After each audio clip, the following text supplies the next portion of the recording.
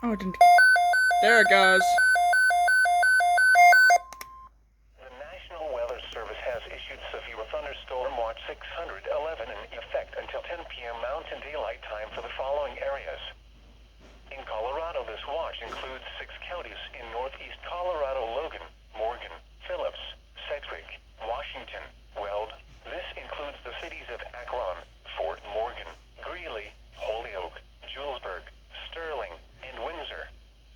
Primary threats include scattered damaging wind gusts to 70 miles an hour, likely scattered large hail, and isolated very large hail events to 2 inches in diameter possible. Remember, a severe thunderstorm watch means conditions are favorable for severe thunderstorms in and close to the watch area.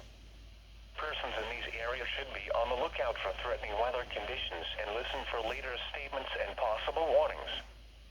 Severe thunderstorms can and occasionally do produce tornadoes.